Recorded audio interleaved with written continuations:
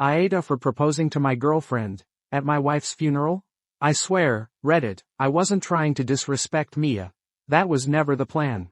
I loved her. I still do, in some twisted, hollowed-out corner of my soul that now smells like flowers and embalming fluid. But grief turns your brain into wet toast. Logic slides right off. So here's what happened. Here's how I became that guy. The guy who proposed to his girlfriend at his wife's funeral. It had been 12 days since the accident. Mia was coming back from her sister's baby shower. She was texting me jokes about how they played Guess the Diaper Chocolate, and how she wanted waffles when she got home. At 7:43 p.m., she sent, "I love you, but if we ever have a second kid, I'm picking the name." At 7:45 p.m., she was gone. I replay that moment like a glitching TikTok loop. Every time I close my eyes, taillights, metal, silence. After the call from the police, I vomited in the sink. Evan watched. He didn't cry, just stared. I think his brain short-circuited too. He's 10. He's supposed to be building Legos, not learning about death through a goddamn traffic cop. The next few days were a blur of casseroles, thoughts and prayers, and my mom trying to handwash our grief with bleach and casseroles. I felt like I was floating through someone else's tragedy. And then, Becca started showing up. Becca was Mia's coworker. They shared an office cubicle, memes, and apparently secrets. I didn't know much about her before this. But after Mia died, she was there. On my porch, at the grocery store, in my kitchen, with her mismatched socks and her clumsy laughter and those giant sad eyes like a stray puppy that followed you home and never left. One night, after Evan finally slept, we were both sitting in the dark, watching Kitchen Nightmares. We hadn't spoken for an hour. She reached for my hand. I didn't pull away. She leaned into me. I didn't move. We kissed. It wasn't passionate, it was pathetic. Desperate. Quiet. But it happened. The next morning, I made her coffee. By the 5th night, she was sleeping on Mia's side of the bed. The funeral came fast. Closed casket. Mia's mother said she couldn't bear to see her baby like that. Her dad didn't speak much, just stood in the corner like a statue sculpted from PTSD and bourbon. Everyone came. Her coworkers, the barista she always tipped $5, her second cousin who never wore deodorant. Evan wore the tiny suit Mia bought him last year for a wedding we never went to. I wore the same one I wore to our wedding. Something about that symmetry felt right. The church smelled like dying flowers and regret. Organ music played a sad version of Ave Maria, and some middle-aged lady coughed the whole time like death was contagious. People took turns speaking. Mia's sister read a poem that made everyone cry. I wasn't going to say anything. But then I stood up. And that's where it all went off the rails. I walked to the front of the church. Everyone looked up. People leaned forward. I saw faces softened by tears and Kleenex. Evan looked at me, hopeful. Becca looked terrified. I want to thank you all for being here, I started. Mia meant the world to me. To all of us. So far, so good. I talked about her cooking. Burned everything but made it with love. Her laugh sounded like a dying goose. Her obsession with reality TV, trash, but it made her happy. She once told me, I said, that if anything ever happened, she'd want me to move forward. To love again. She said that once, drunk, watching Grey's Anatomy. I think it was a joke. And then, I looked at Becca. The silence stretched. I reached into my coat pocket. Becca's eyes widened. She shook her head just slightly. Like a kid trying to silently scream, no, don't, but I did. I got down on one knee. In front of the coffin. In front of her ashes. Becca, will you marry me? Silence. Then, what the F is wrong with you? Mia's sister screamed. Evan let out a sob that broke me. And then came the urn. Her dad picked up Mia's urn, with both hands, and whipped it at me like it was a dodgeball and I was the last kid standing. It hit me square in the shoulder.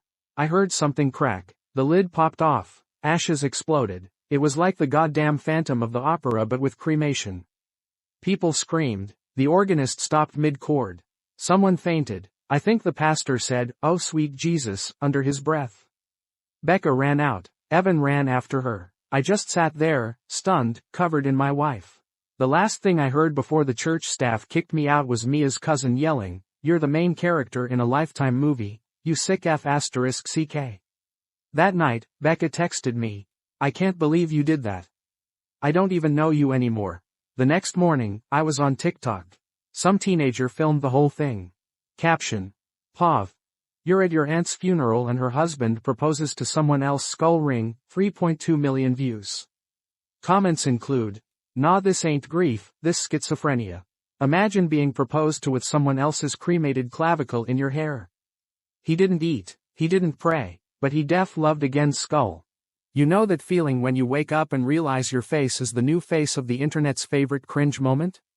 Yeah, that's Tuesday now. The TikTok hit 9 million views. I didn't even know TikTok counted that high unless it involved K-pop or cats jumping through toilet seats. I wasn't just the guy who proposed at his wife's funeral. I became the funeral guy. People made full documentaries dissecting my body language. One guy uploaded a lip-reading breakdown titled, "Here's How We Know Becca Was About to Flee Before the Proposal." Someone animated the scene using The Sims. Another made a Roblox reenactment with F*** King explosive urn physics. Even worse, I got fan art, not flattering, like, meme style. One had me kneeling in front of an altar made of bones, holding up the ring while the ghost of my wife looked on in horror. Caption. Ashes to ashes, dumbass to dumbass. I had coworkers sending me screenshots with grimace emojis. My boss called me in for a wellness check, and said it might be best if I took an indefinite leave. HR said my public notoriety could create discomfort for clients. Translation. Your sad little viral failure is bad for business. Go home and cry in private. Spoiler. I'm now unemployed. The only job offers I get are from podcast bros or adult content studios trying to license the rights to Cremation Confessions. My son won't even sit on the same couch as me anymore. Evan used to be soft-spoken. The kind of kid who apologizes to ants. Now he's throwing words like daggers. Last week, I tried to talk to him after school. Just something normal, like, want to play Switch? He looked at me, full deadpan, and said, you already replaced Mom. Don't act like you want to spend time with what's left of her. I sat in the car after that and didn't move for an hour.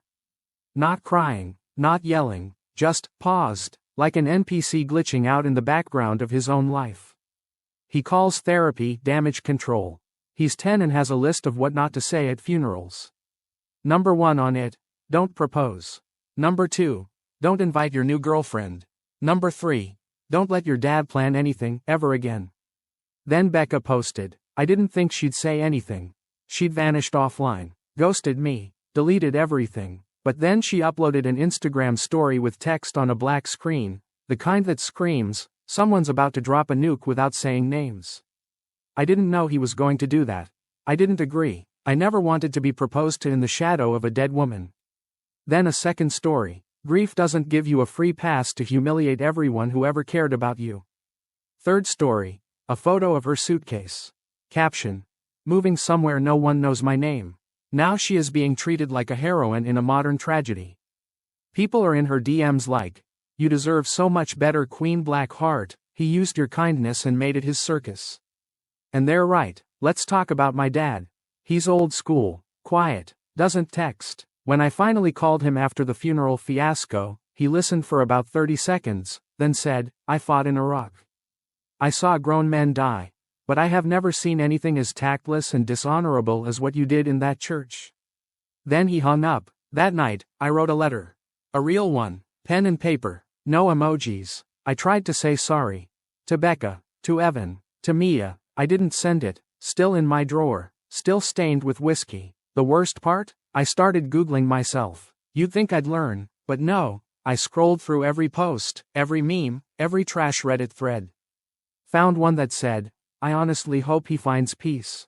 But first I hope he finds a muzzle. Another.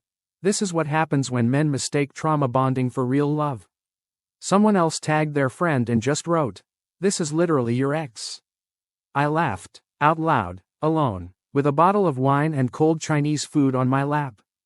Then I cried into the rice. Therapy's helping, sort of. The therapist asked me, do you think you were trying to write a new story because you couldn't handle the ending of the old one?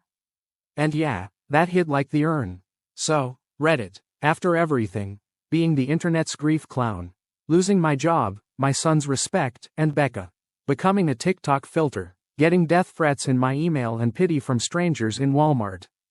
I'm asking one last time, Aita for proposing to my girlfriend at my wife's funeral? Or was I just a man too broken to know where love ends and loneliness begins? Aita for giving my drunk grandma the mic at her 80th birthday, where she revealed she banged grandpa in a morgue. There's this phenomenon in families, particularly loud, stubborn, multi-generational ones, where things don't escalate slowly. They go from zero to emotionally scorched earth in a heartbeat. You arrive for meatballs and a slideshow, and you leave rethinking your entire existence. That's how my grandma's 80th birthday turned out. It was supposed to be simple, respectful, one of those slightly chaotic but heartwarming evenings that make for messy photo albums and group chat inside jokes. We rented a mid-size banquet hall off the highway. Vinyl floors, plastic folding chairs, a faint smell of floor wax and cheap champagne. A local DJ, who looked like he borrowed his cousin's laptop and had clearly Googled songs old people liked 10 minutes before arriving, was in charge of music. Every table had glittery centerpieces and paper napkins with 80 and fabulous printed on them in cursive. At the entrance, there was a photo display with framed pictures from each decade of Grandma Agnes's life. One from her wedding in the 50s, another from the 70s with her holding a cigarette and flipping off the camera at a barbecue. She hasn't changed much. Agnes is hard to describe if you've never met her. Think Lucille Bluth meets Ozzy Osbourne. Fiercely intelligent, sharp-tongued, permanently unimpressed. She walks with a cane now, but still hits hard with it when she's had enough of someone's bullshit. She's also the only person I've seen drink vodka straight from a coffee thermos while shouting at Jeopardy contestants. By the time the last guests had arrived and the buffet trays were uncovered, she was already a few nips deep, her word, not mine. I couldn't tell you the drink count because Agnes is a magician with alcohol. One moment she's sipping something innocent. The next, she's cackling about how all modern men are soy-soaked cowards. She refuses to die and refuses to be filtered. Respect. I was the de facto MC for the night. I had the mic, a rough outline for the evening, and the futile hope that the event might stay on script. Spoiler. It didn't. The party was loud and a little chaotic in that charming, cousin-chasing kid down with napkin kind of way. Everyone was buzzed. Grandma was glowing. She had already roasted 3 people to their faces, accused the DJ of having soft wrists, and told the pastor's wife that her perfume smelled like regret and bankruptcy. Still, the vibes were surprisingly warm. People laughed, old folks reconnected. My cousin cried after watching the photo slideshow. It was actually nice. That's probably why I did it. We had just finished cutting the cake. A giant pink monstrosity shaped like a bottle of champagne that said, "Pop off, Agnes," in edible glitter. Everyone was standing, cheering, filming on their phones. The DJ was looping ABBA. And in the middle of all that noise and sparkle, I made what I now realize was the dumbest decision of my adult life. I handed Grandma the microphone. To be fair, people were chanting for it. Let the Queen speak. Speech. Speech. I looked at her. She looked right back at me with this glint in her eye. Not malicious. Just ready, like she'd been storing something for exactly this moment. She stood up slowly. Her leopard print shawl fell over one shoulder. She took the mic like it was a glass of wine, turned to the crowd, and smiled. The kind of smile that made my stomach twist just a little. Like I'd seen a movie and recognized the moment right before the monster shows up behind the protagonist. She raised her cup, something brown and ominous inside, and said, "To 80 years of surviving idiots, raising degenerates, and outliving everyone who ever told me to be quiet." Applause. Laughter. Everyone was eating it up. I smiled. Maybe this would go fine after all. Then she kept going. "Some of you think I'm old. Past my prime. You don't even know the half of it."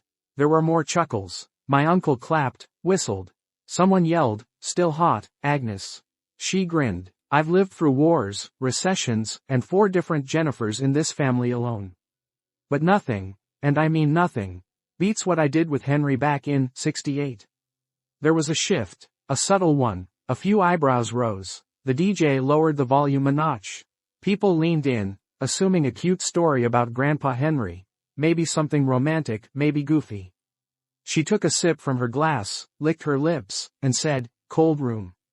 Metal table. 2 stiffs nearby. Best night of my life." I didn't understand what she meant at first. I swear, my brain just didn't connect the dots.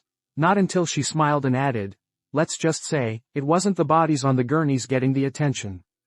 That's when it clicked. For me, for everyone, for the whole damn bloodline. I felt my throat tighten. The mic was already halfway back to me, but the damage had been done. She sat down like nothing happened, like she'd just recited a Bible verse. My aunt stared into her drink. The DJ started playing something by Elvis to drown out the silence. My sister was frozen, mouth open, fork suspended midair. And I stood there holding the mic like it was the murder weapon. When Grandma handed me back the microphone, it felt like she'd passed me a bomb with the pin halfway out. I didn't know what to say. I didn't even know how to breathe. The whole room had frozen. No music, no chatter, no laughter. Just the ghost of her last sentence echoing off the rental chairs. I stood there, the mic in my hand, my brain blank. All I could feel was my pulse behind my eyes and the low, hot flush of secondhand shame crawling up my neck. Eventually, I set the mic down and stepped away from the front of the room like someone slowly backing away from a crime scene. Because that's what it felt like I had just watched a hit and run of everyone's innocence, and the car was driven by my own flesh and blood.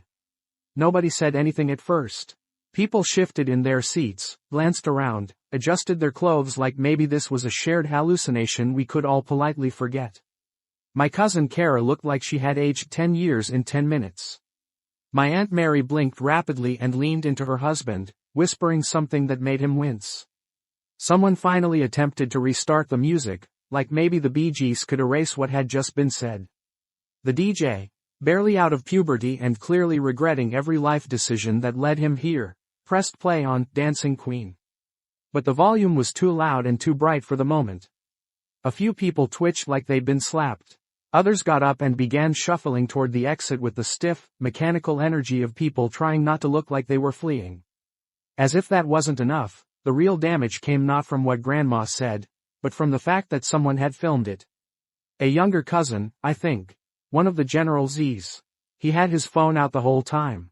Probably thought she was gonna say something quirky or sweet, like a, "You kids keep being fabulous" kind of toast.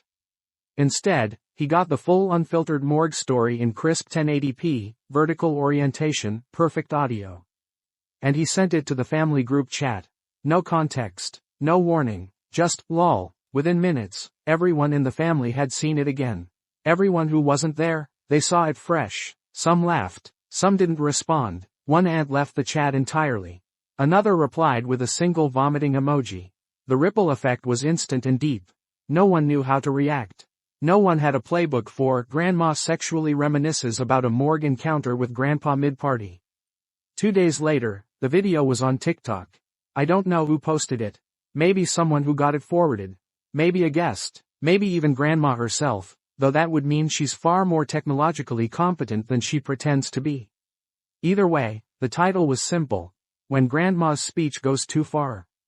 It blew up, not just modestly, not a few hundred likes. Millions. The comments started pouring in, everything from, "This is why boomers scare me," to, "She's a menace to society and I love her for it." Memes followed, edits, duets. One person set her story to dramatic piano music and narrated it like a gothic romance. Another posted a reaction video where he just screamed for 60 seconds straight. There was one image, her, mid-toast, glass raised, that devilish smile on her face, circulating with the caption, "Cold Room." Warm memories. Grandma had become an internet legend, an anti-hero, a cautionary tale, and she loved every second of it. I went to see her in person. I needed to know if she realized what she'd done, or if she even cared. She answered the door in her robe, cigarette dangling from her lip, holding her phone like a trophy. "Did you see?" she asked, grinning. "I'm famous." I told her that the family was freaking out. That she humiliated us. That there were now people in Brazil commenting on her libido. Her only response was a shrug, followed by, "If I wanted to be boring, I would have died at 70. I asked her point blank, "Why that story? Why now?" She sipped from a glass that probably wasn't water and said, "Because it was real. Because I'm old enough to stop lying. And because that night in, 68 was worth remembering. They all talk about love like it's a Hallmark card. Well, Henry and I," she smirked, We had the full horror show. I didn't know what to say. I still don't. On one hand, she had a point. She lived through 8 decades of history, and she refused to be silenced by shame. On the other hand, she traumatized several children and nearly caused a priest to renounce his vows. A week after the party, a local news outlet reached out. They wanted to feature her in a piece about unfiltered elder voices. Then BuzzFeed got in touch. Not with me, with her. They wanted to run a story called, "The Grandma Who Broke the Internet with Her Funeral Hookup Confession." She agreed on the condition that they let her pour her own drinks during the interview. The family, meanwhile, split into factions. Some argued she was brave, raw, real. Others called it disgusting, selfish, totally inappropriate. The group chat exploded into passive-aggressive chaos. A cousin tried to schedule a Zoom call for a discussion, which went about as well as you'd expect. And me? I'm still the guy who gave her the mic. Still the one who thought, what's the worst that could happen? Now, at every family event, whenever someone says, let's hear a few words, there's a collective flinch. A silence. Then someone inevitably mutters, as long as it's not Grandma. She grins every time. So Reddit, seriously. Aita for giving my 80-year-old, fully uncensored, vodka-loving grandma the mic at her birthday party? Or did I just light the match and get caught in a wildfire she was always going to start? Because honestly, I'm not even mad anymore. I'm just haunted.